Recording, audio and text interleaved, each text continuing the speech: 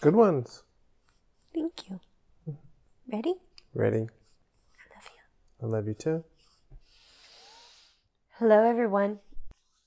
Today we are doing lesson 128. The world I see holds nothing that I want, with the correlating chapter text of chapter 12, the Holy Spirit's curriculum, section 5, the sane curriculum. Sounds like a fun day. Let's have fun. Let's begin. Alex? Chapter 12, the Holy Spirit's curriculum, section 5, the sane curriculum. Paragraph 1. Only love is strong because it is undivided. The strong do not attack because they see no need to do so. Before the idea of attack can enter your mind, you must have perceived yourself as weak. Because you attacked yourself and believe that the attack was effective, you behold yourself as weakened. No longer perceiving yourself and your brothers as equal and regarding yourself as weaker, you attempt to, quote, equalize the situation you made. You use attack to do so because you believe that attack was successful in weakening you. That is why the recognition of your own invulnerability is so important to the restoration of your sanity. For if you accept your invulnerability, you are recognizing that attack has no effect. Although you have attacked yourself, you will be demonstrating that nothing really happened. Therefore, by attacking, you have not done anything. Once you realize this, you will no longer see any sense in attack, for it manifestly does not work and cannot protect you. Yet the recognition of your invulnerability has more than negative value. If your attacks on yourself have failed to weaken you, you are still strong. You therefore have no need to, quote, equalize the situation to establish your strength. Thank you. You're welcome. So, what it's speaking about there, folks, is recognizing that you are perfect just the way you are, just as God created you, and that nothing has gone wrong, that everything that is happening precisely as it needs to in the moment, and that everything that is happening and that you are experiencing is for your benefit, and through you, the benefit of your brothers. Now, one of the things it's speaking of here is the belief the ego holds that love is weakness. That to show any kind of affection or care or worry about another is a form of weakness. And this is not true. It's telling you right here, point blank, that love is your strength. And when you are standing in your light of truth, sharing your understanding as it has been given to you, you are not attacking your brother in those moments when you share your experience in the lesson you've learned. It's that sharing that's the key word here, folks. It's understanding that in the sharing, you are opening yourself up fully for Holy Spirit to come through you, speak of those things you've experienced and the lessons you've learned. And in so doing, He speaks through you to your brothers to reach their hearts and minds as He reached yours. And it's that strength of love that comes through you via Holy Spirit that strengthens it within you and strengthens it within your brothers. Now, it's telling you here that before you can accept an attack, you have to believe yourself to be weak first. In other words, you have to have accepted their judgment of you. You have basically chosen to believe what they've stated to you that you are perceiving as an attack. You're holding a belief that whatever they've stated is true. And if you are doing that, then you are believing in those moments that you are weak. That's what it's trying to tell you. That anytime you are accepting the judgments and opinions of those around you, you are telling yourself that you are too weak to choose for yourself what's true. To go within to Holy Spirit and ask what's true. And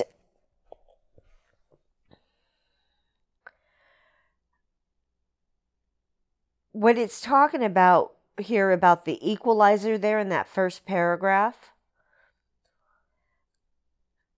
it's talking about how you use your ego, because you fall back into the ego thought system there, folks. And you start using your ego to attack your brother and justify your stance of where you're at. You try to argue your place where you're at. Where if you are simply sharing, there's nothing to argue. It's your experience. It's what it is. And it's that belief when they say, oh, you're wrong, you know, that's wrong, you got it wrong, you're misperceiving, anything like that. All those judgments and opinions coming from your brothers, those are what you take in and believe to be attacks.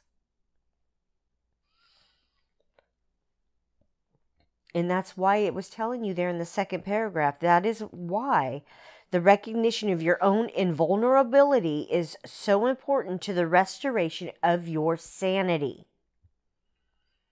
When you can recognize that you are innocent, pure, holy, exactly as God created you, and there is nothing wrong with you. Nothing wrong with you, nothing wrong with the world around you, and nothing wrong with your brothers. Those are just judgments you were taught to think and believe in as being true, as defining you and defining them and defining the world. And it's those kinds of things that you've been believing in that have you feeling like you're totally insane. And acting totally insane and talking totally insane and yeah, insane. And if you can't tell everybody, I'm in a much better mood than I was yesterday. Yesterday I was extremely emotional. You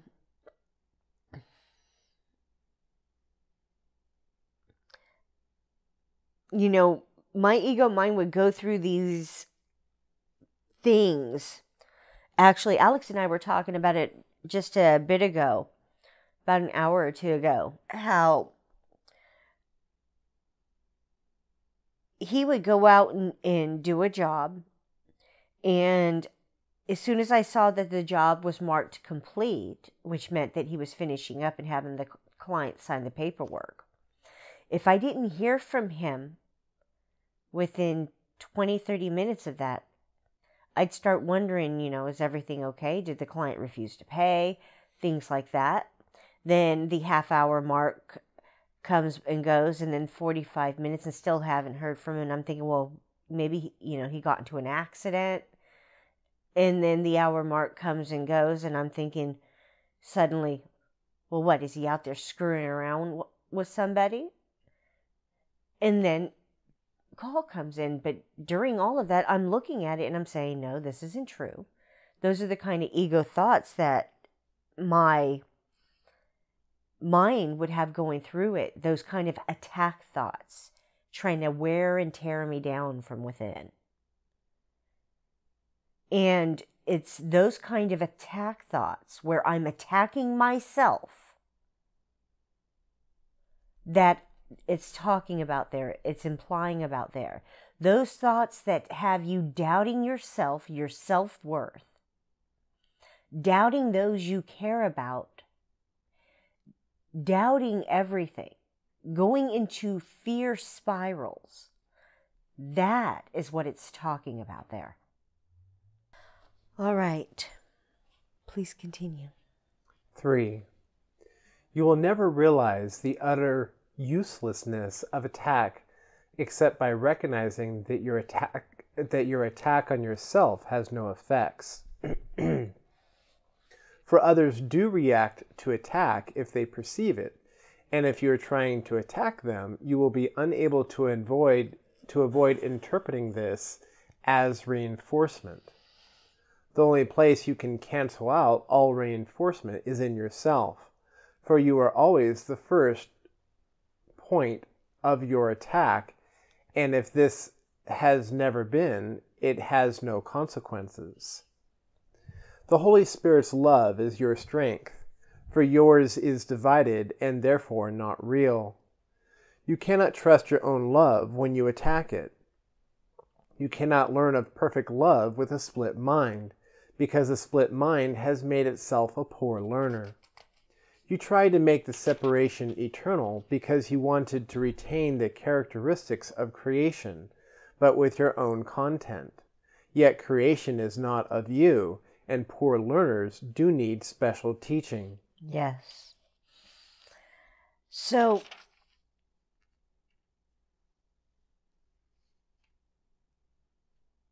in paragraph 3 there, where in that first sentence it says, you will never realize the utter uselessness of attack except by recognizing that your attack on yourself has no effects.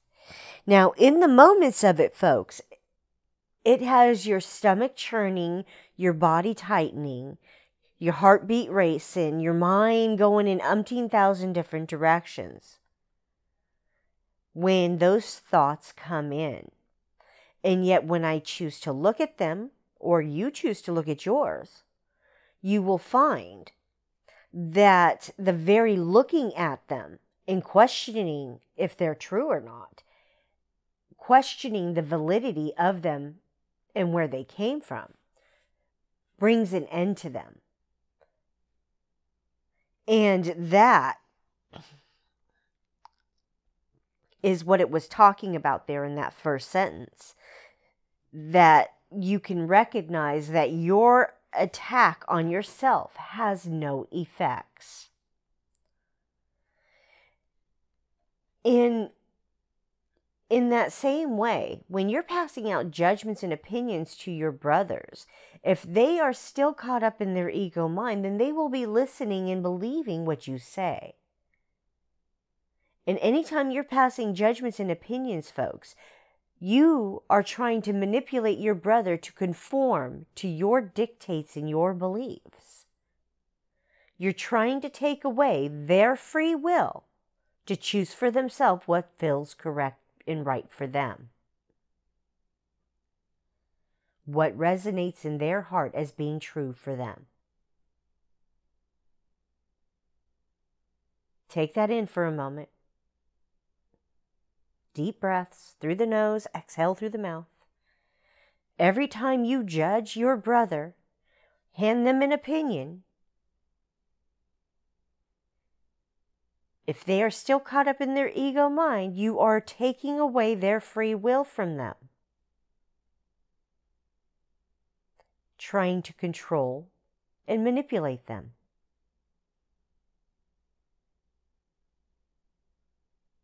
Because in those moments, you are caught up in your own ego mind, believing that you know what will be best for them. Take that in again. Deep breaths.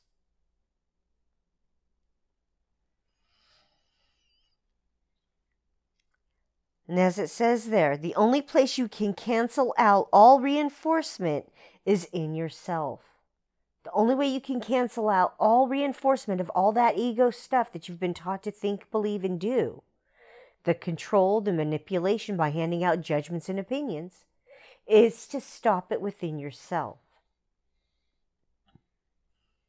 To go within and look at those things that you're thinking to believe about yourself.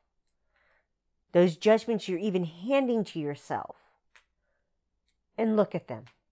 Recognize them for the lies they are, and choose again, choose differently. Let it all go. Hand it over to Holy Spirit so you can recognize that none of it was real.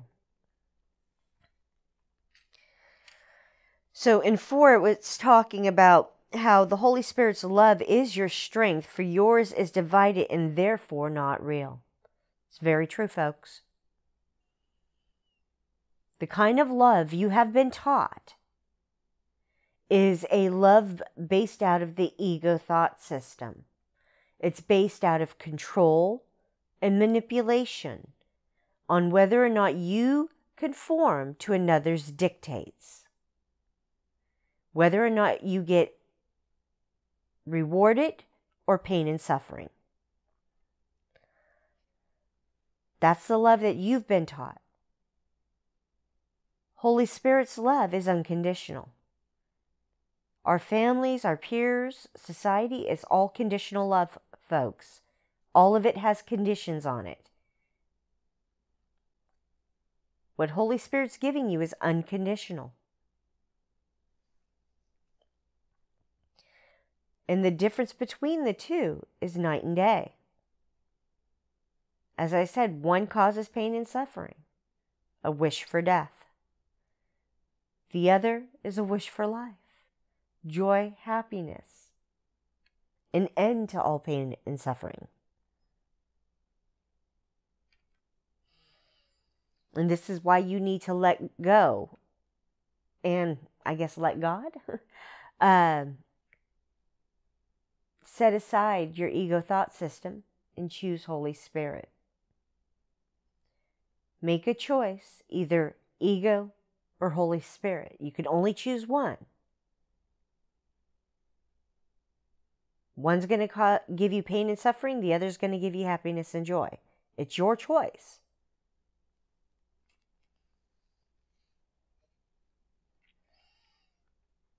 It's like if you continue going with that split mind, vacillating between the two, then you show yourself to be a poor learner indeed. That you still want that pain and suffering. That you have not learned the lesson yet that the pain and suffering is not what you want anymore.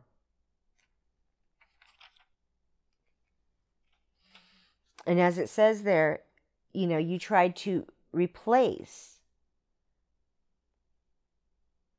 and retain all of your ego thought system content and replace Holy Spirits with that. And it hasn't worked for you. Now it's time to set all that crap aside and try Holy Spirit. Please continue. 5. You have learning handicaps in a very literal sense. There are areas in your learning skills that are so impaired that you can progress only under constant clear-cut direction provided by a teacher who can transcend your limited resources. He becomes your resource because of yourself you cannot learn. The learning situation in which you place yourself is impossible, and this situation you clearly require, and in this situation you clearly require a special teacher and a special curriculum. Poor learners are not good choices as teachers, either for themselves or for anyone else. You would hardly turn to them to establish the curriculum by which they can escape from their limitations. If they understood what is beyond them, they would not be handicapped. Absolutely. This particular paragraph, folks, it's pointing out the fact that when you're still caught up in your ego thought system and you're still vacillating between the two because you can't figure out how to choose which one you want, it's letting you know that in those moments, it becomes very obvious that you need to have a clear-cut guide in everything. That basically you are needing and wanting someone to hold your hand continuously. And in the very beginning, Holy Spirit can and will do that if need be. But there does come a point in time where He will step back and your ass is going to have to start making some fucking decisions, folks. And accepting responsibility for those choices and decisions you make. Because let me tell you, you are the responsible party in everything. Even when Holy Spirit is holding your hand and telling you what you need to do when you need to do it, you still make the choice and decision in those moments to do it, to accept what He is saying to you and do it. So in that respect, you are still the responsible party. Don't think just because He's holding your hand and telling you what you need to do and how you need to do it and when you need to do it, that you're not the responsible party there. Honey, you are always responsible. Anything that you are thinking and believing in and choosing to think, say, and do, you are responsible for. Point blank, end of story. Doesn't matter how you were taught to think and believe. Those were your choices to accept those things as being the truth and never questioning them. Once again, you are the responsible party there. You know, I had to quit pointing fingers, placing blame on my family, on my molesters, on my rapists. I had to accept responsibility for my choices to judge and accept the judgments being handed to me by others. I had to accept responsibility for everything I had been thinking, believing, and choosing. Because no one else was making those choices for me, folks. And what it's talking about here is that you're the one making the choices and you need to open your eyes to it, that you are the responsible party here.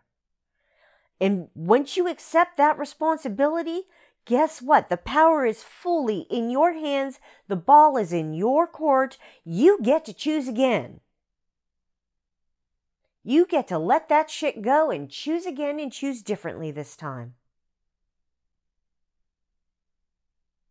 It all comes down to your willingness to accept the truth that you are responsible for those choices you chose to make to believe as you do. To accept those judgments and opinions being handed to you. Those manipulative dictates being handed to you by your family, friends, peers, and society.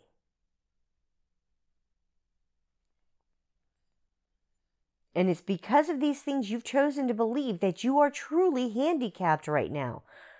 Because, honey, you keep going out there asking everyone in the world, what do I need to do? What should I do? How should I do it? Where should I go? Who should I talk to and to whom? How do I do this? How do I get it done? Why can't I ever get any of this stuff done?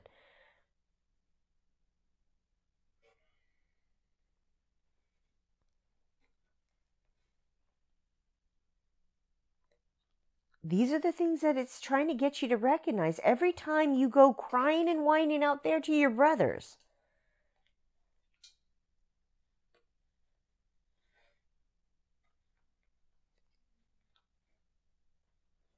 You are not going within to Holy Spirit and asking Him for guidance in the truth. Because, honey, just like you, your brothers are poor learners. That means they need a proper teacher too. Think about that. Take it in. We can give you a few moments if you need it. Hell, pause the video.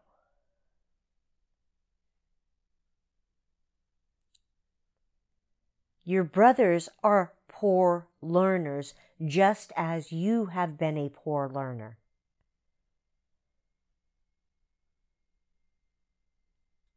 This is your opportunity to change that, to choose again, choose differently this time, to choose Holy Spirit over your ego thought system, those egoic beliefs that have been taught to you from the cradle. that you believe define you. Please continue. 6. You do not know the meaning of love, and that is your handicap. Do not attempt to teach yourself what you do not understand, and do not try to set up curriculum goals where you have clearly failed. Your learning goal has been not to learn, and this cannot lead to successful learning. You cannot transfer what you have not learned, and the impairment of the ability to generalize is a crucial learning failure. Would you ask those who have failed to learn what learning aids are for? They do not know. If they could interpret the aids correctly, they would have learned from them. Question. I did not understand the last 3 or 4 sentences there. What in the heck did that just say? We're talking about learning aids. You want me to read it again? Yeah, please. You cannot transfer what you have learned, and the impairment of the ability to generalize is a crucial learning failure. Would you ask those who have failed to learn what learning aids are for? They do not know. If they could interpret the aids correctly, they would have learned from them. Ding, ding, ding, ding, ding, ding, ding, ding, ding, ding, ding, ding, ding, ding, ding, ding. Light bulb. Okay. The learning aids that they're talking about are the experiences you've had, folks. Believe it or not, those are your learning aids. Those are the things that you're to look at because those are where your lessons are. And what they're talking about there is you cannot transfer what you have not learned. And the impairment of the ability to generalize is a crucial learning failure.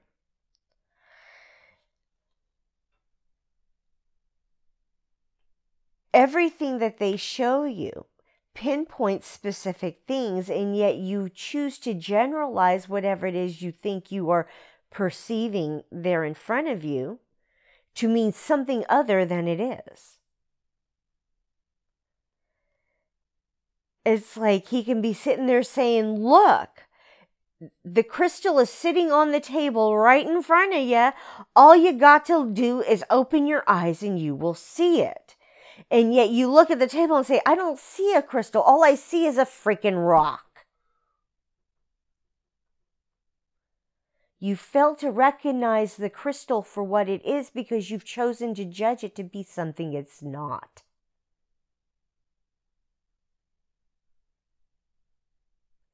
In your mind, it is nothing more. Excuse me here, I'm going to try not to pull too much stuff out.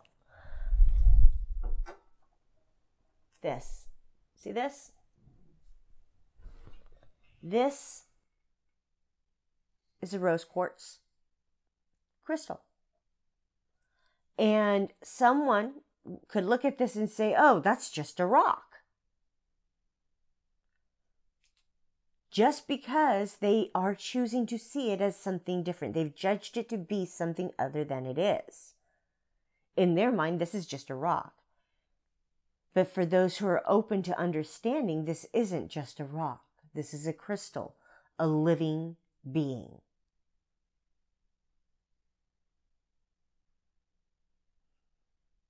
That's what it's talking about there, folks. You choose to see what you want to see. You pick and choose in any given moment.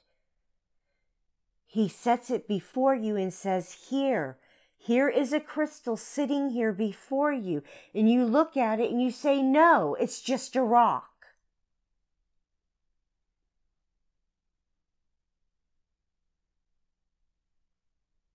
You pick and choose. He sets the truth before you. It's up to you to pick it up and accept it as it is without judgment. In every moment, every instant, He is handing you the answer. You are the one picking and choosing whether or not you're going to accept it.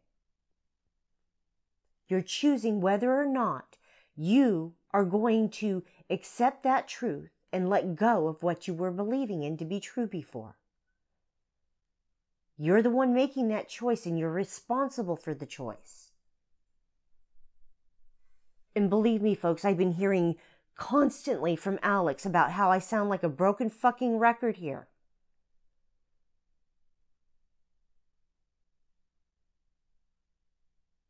But this one fucking key is the key that dawns the light within you, starts that flame burning so fucking brightly that you will shine on beautiful for all your brothers to witness and see. When you recognize that in everything you are judging, picking and choosing what is and what is not.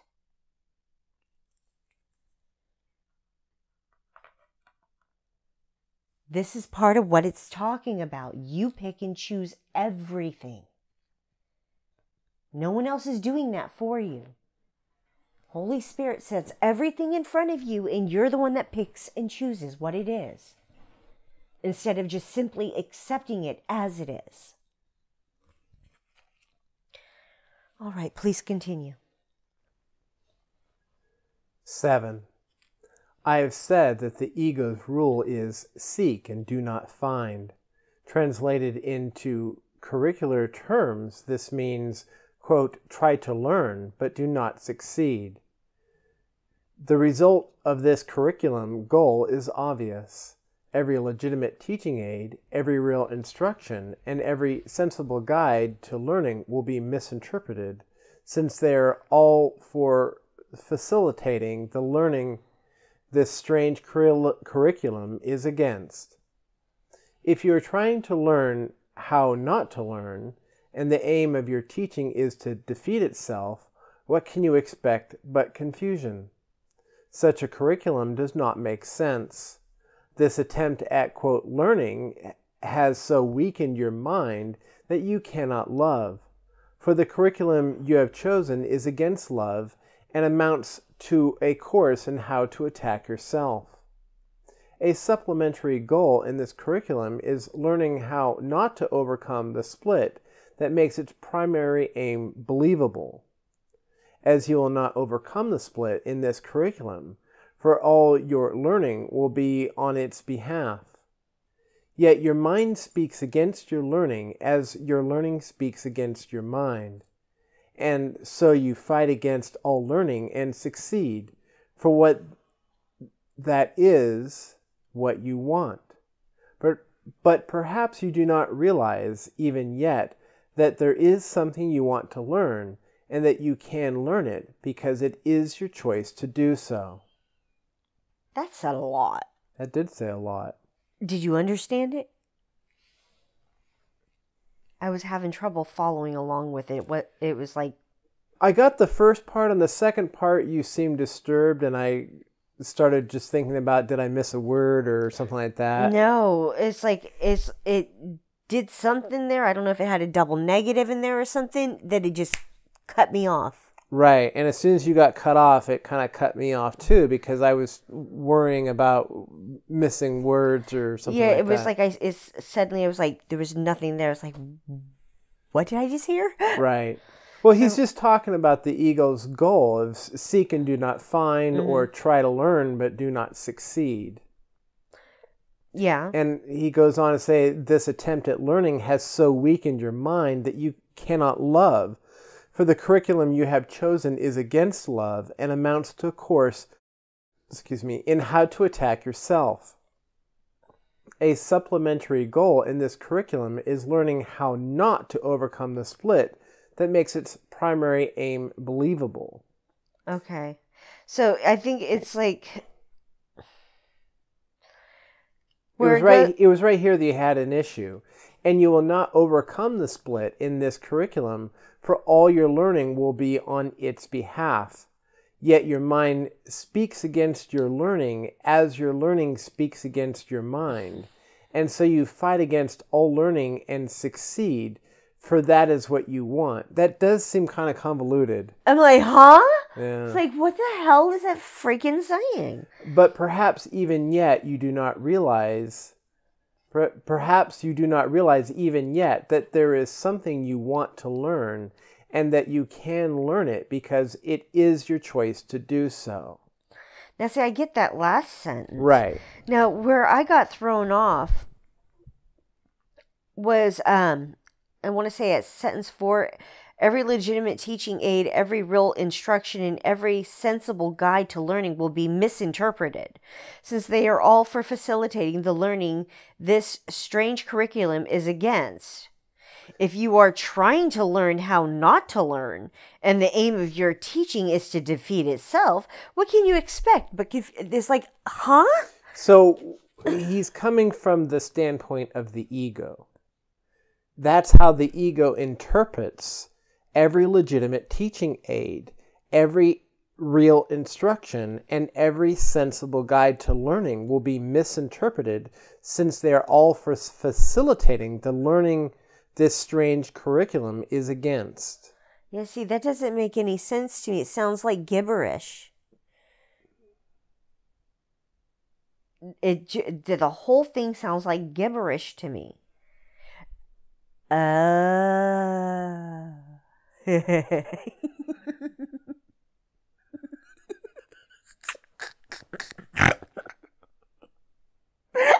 They're telling me.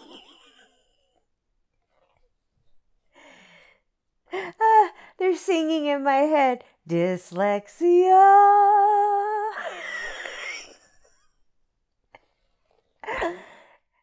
They've used my dyslexia all my life to make it so that I can't take in the stuff that has tripped up my brothers. I am unable to comprehend the breaking down the abstract garbage that my brothers have gotten caught up in. And that inability to take in and comprehend that stuff has allowed Holy Spirit to move me through things much easier, because he doesn't have all that garbage to weave himself through and clear out of the way. What he had to deal with was my personal thoughts and beliefs about myself and the things that I had accepted as being true. Everything I've worked off of has been from my own experiences. True life personal experiences, not from things I've read in books and learned. Because most of that crap I couldn't comprehend as a kid. I couldn't seem to learn it. So they're telling me right now that what I'm not able to comprehend here in that sentence is because I never learned the things that my brothers learned. That convoluted, twisted way of thinking. That for others it's going to make sense. But for me, it just sounds like gibberish. It doesn't make any sense. And they're telling me it's because of the dyslexia has kept me from understanding and comprehending and learning that way of thinking. It's like, to me, it just sounds like somebody's, sitting, getting ready to go spinning down a drain or something. They're just talking in circles. It doesn't make any sense. They're just speaking in circles.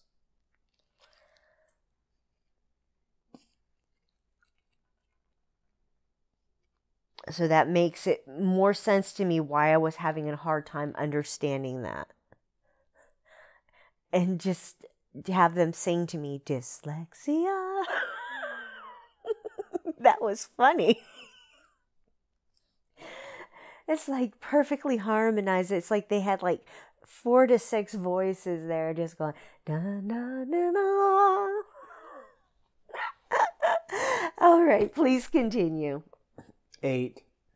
You who have tried to learn what you do not want should take heart, for although the curriculum you set yourself is depressing indeed, it is merely ridiculous if you look at it. Is it possible that the way to achieve a goal is not to attain it? Resign now as your own teacher. This resignation will not lead to depression. It is merely the result of an honest appraisal of what you have taught yourself and of the learning outcomes that have resulted. Under the proper learning conditions, which you can neither provide nor understand, you will become an excellent learner and an excellent teacher. But it is not so yet, and will not be so until the whole learning situation as you have set it up is reversed. Your learning potential, properly understood, is limitless because it will lead you to God.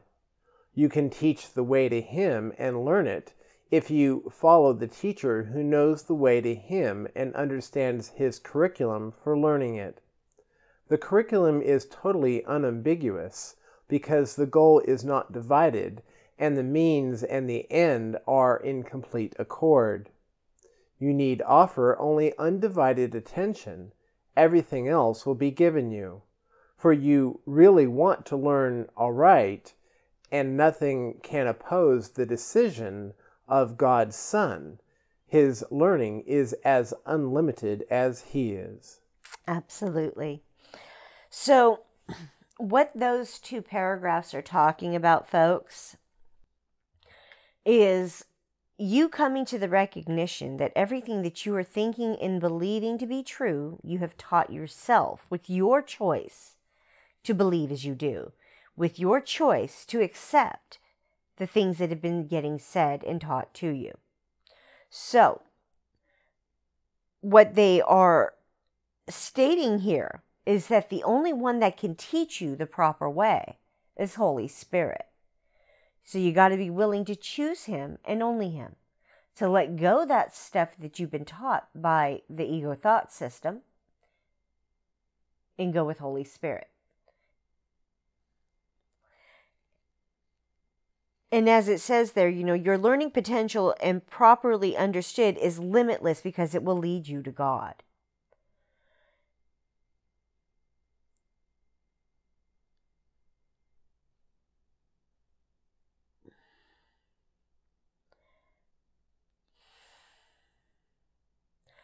Folks, when I first started doing this course, I tried to blindly follow and believe what another was saying to me.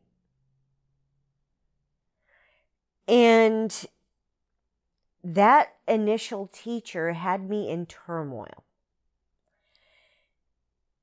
And like I've already said, I had to come to the understanding that all of my brothers are poor learners. All of them. Because it has come to my attention that my brothers love to judge. They're unwilling to give up their judgments.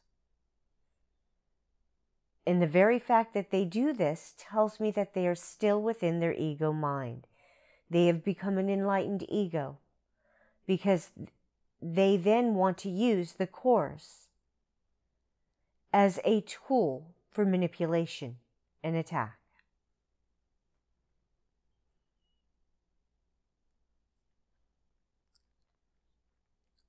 For control.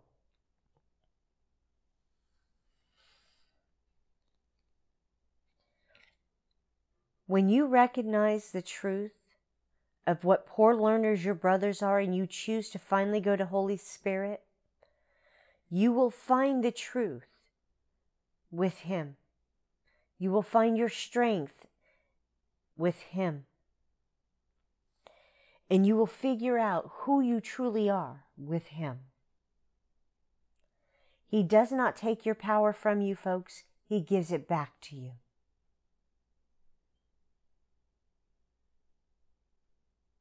But you have to accept responsibility here for all the choices you've chosen to make to believe as you do.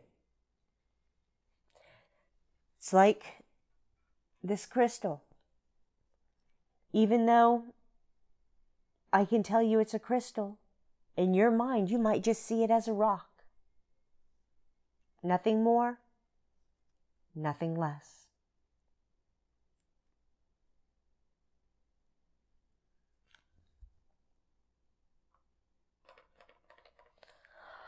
All right, folks. That was Chapter 12, the Holy Spirit's Curriculum, Section 5, the Sane Curriculum. Let's move on to the lesson of the day. Alex? Lesson 128. The world I see holds nothing I want. The world you see holds nothing that you need to offer you, nothing that you can use in any way, nor anything at all that serves to give you joy. Believe this thought, and you are saved from years of misery, from countless disappointments, and from hopes that turn to bitter ashes of despair. No one but must accept this thought as true if he would leave the world behind and soar beyond its petty scope and little ways. Each thing you value here is but a chain that binds you to the world, and it will serve no other end but this. For everything must serve the purpose you have given it, until you see a different purpose there. The only purpose worthy of your mind this world contains is that you pass it by, without delaying to perceive some hope where there is none. Be you deceived no more. The world you see holds nothing that you want. Absolutely. So, what they're talking about there, folks, is recognizing that nothing out there in the world, none of the material garbage that you've been taught to think and believe has value, is of value. What's really of value, folks, are your relationships with the people around you. How you choose to interact with the people, how they choose to interact with you, how you choose to interact with yourself, how you choose to perceive yourself. It's trying to get you to understand that your brothers have nothing for you.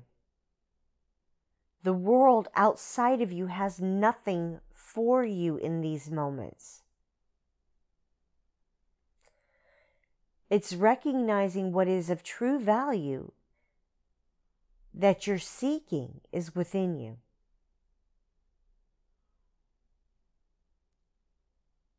It's accepting who and what you are as you are and loving yourself. And then connecting to your brothers, extending that understanding and knowing of who you are with that love to your brothers so they can see who they want to be. I believe that's the right phrase I'm hearing. It's like you see your brothers out there and you look at them and say, I want to be like that. I want to stand in my light of truth. I don't want to be afraid to be myself. You know, as it says there in that second paragraph, each thing that you are holding on to here is a chain that binds you. Whether it's the material things of the world, like your house, your car, your clothes, your jewelry, your job, money.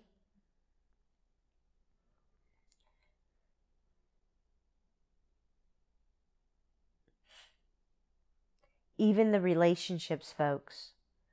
The egoistic relationships of giving to get. Trying to be what somebody else wants you to be just so you can be with them because they have money. What's that called? Being like a gold digger or something? Yeah, gold digger. So, you know, it's when you hold those kinds of values, those are the types of things. It's like, no. You got to let that shit go.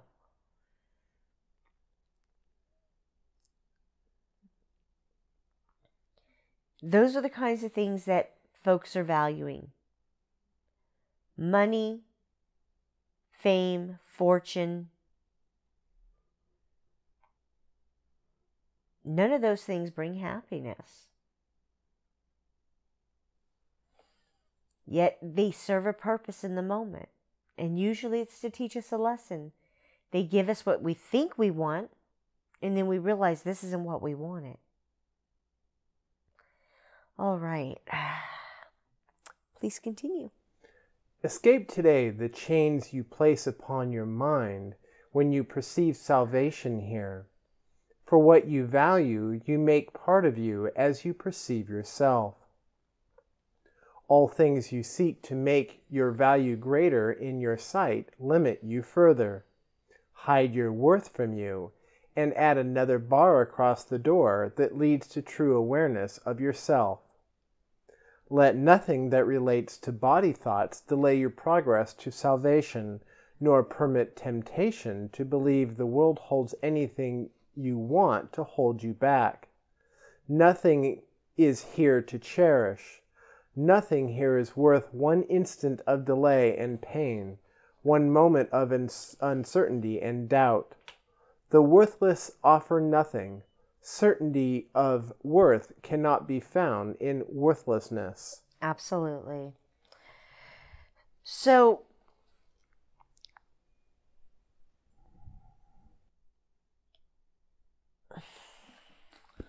what it's talking about there, folks, is when you choose to look within at the things you've experienced and the lessons that you are learning and ask for those corrections,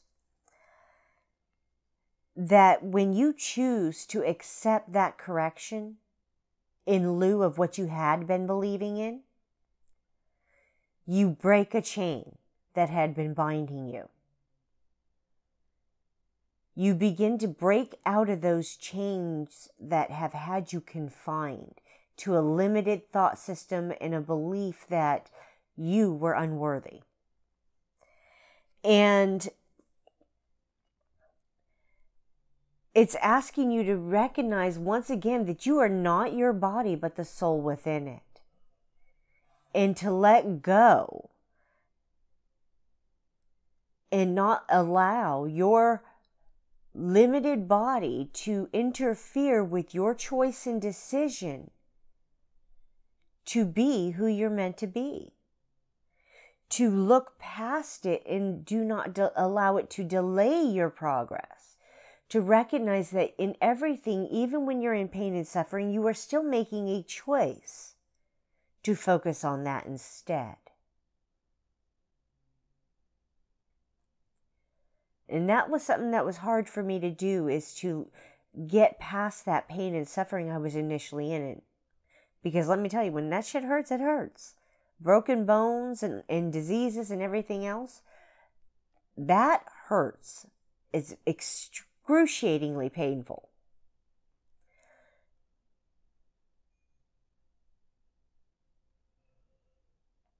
Trying to look past that pain and ignore it didn't work. I had to recognize that while I was caught up in that pain, I needed to be able to let it go. Even though I recognized, I'm not my body, I'm not my body, I'm not my body. But this damn body sure does freaking hurt. I would sit there crying and screaming to God, going, I can't do this, I can't do this. All I can think about is how much pain I'm in. Show me a way to stop the pain so I can focus on this other stuff you want me focusing on. And when I listened and chose to dive past that pain to hear that voice, I got direction to go holistic in my medications, to use medical cannabis instead. And it wasn't until I chose to dive past the pain in the moment, to truly listen for that voice, because I was tired of hurting. Honestly, folks, it seems like every time we have to reach the bottom of our barrel. where we feel like just giving up and checking out before we are willing to listen to that inner voice.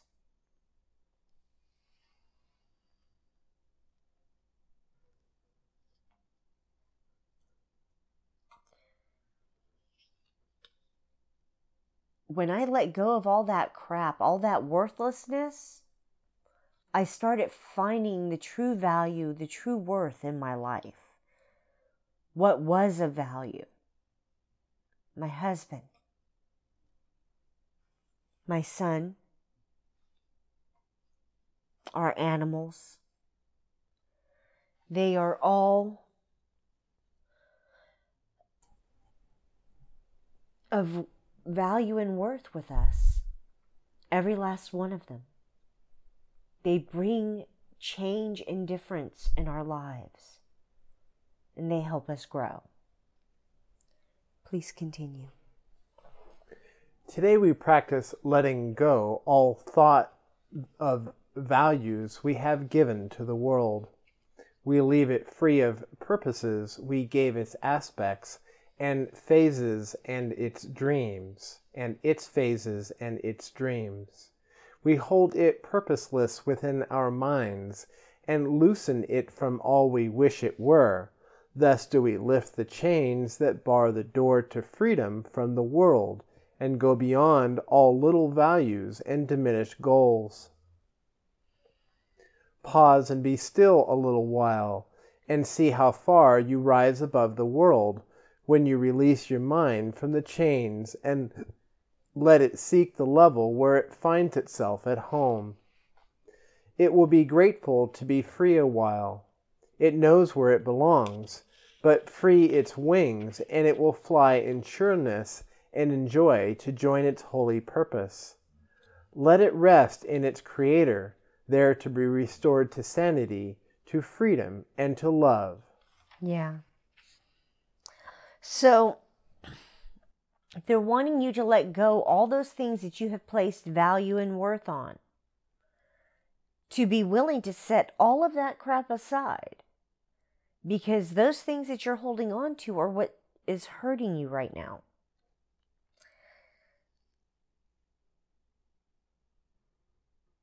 And the more willingness that you have to start setting this stuff aside and letting it go, the more easily He can help you break those chains binding you. He being Holy Spirit.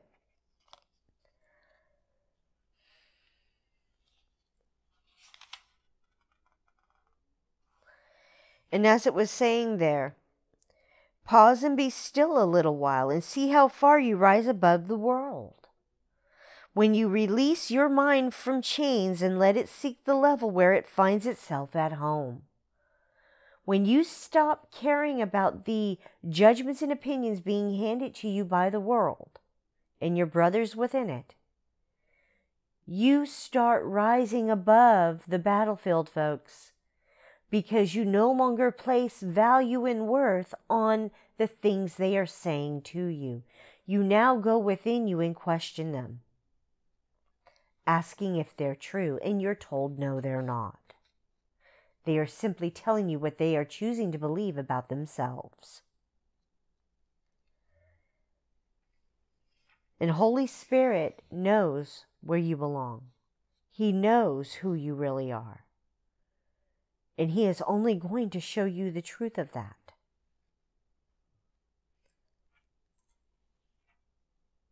Please continue. Give it 10 minutes rest 3 times today, and when your eyes are opened afterwards, you will not value anything you see as much as when you looked at it before.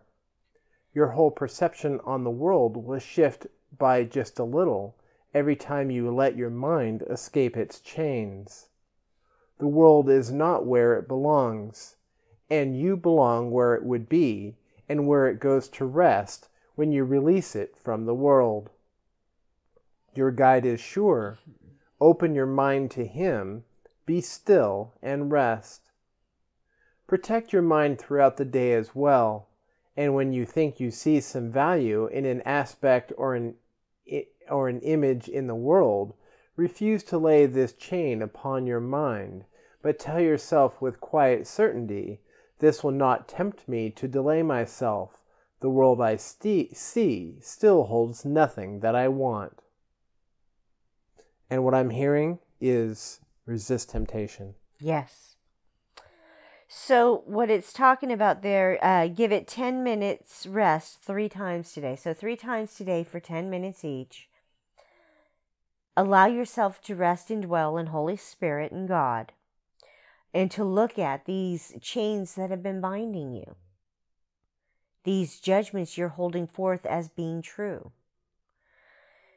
And as it says there in the bottom of the paragraph 8, this will not tempt me to delay myself. The world I see holds nothing that I want. That delay tactic of the ego that wants you to believe that you're doing something wrong, to be in doubt, to seek your brothers out and ask them for their opinions and judgments of what they think you should or should not be doing. It's asking you to protect your mind from all of those things, recognize them for the lies they are, the judgments, and that it's all ego thinking, and choose instead to go to Holy Spirit in question. All right, folks, that was workbook lesson 128. The world I see holds nothing that I want. Yeah. With the correlating chapter text of chapter 12, the Holy Spirit's curriculum, section 5, the sane curriculum. Thank you for joining us today. Hugs, love, light, and blessings on your journeys. Please be the light you are meant to be. Please be the light we know you to be. Please be the light we see you to be. Please choose to be the light. Hugs, love, light, and blessings on your journey, my brothers. You are loved. We love you. Please do this work. As I said before, Holy Spirit keeps setting that diamond down before you on the ground. That diamond in the rough. Showing you the truth of it. Yet all you can see before you is a rock. Quit judging it to be other than it is. Take in what He is telling you that these things are and accept them. Quit picking and choosing. Thank you for joining us. My name is Sabrina Reyenga. And my name is Alex Reyenga. Hugs, love, light, and blessings on your journey, my brothers. You are loved. We love you. Have a glorious day. Be the light, please. Please choose to be the light. Stand in your light of truth and share your experiences and the lessons you've learned from them. Don't share your judgments and your advice and your opinions. Those have no value. It's your experiences and the lessons learned that have the value. You are loved. We love you. Have a glorious day.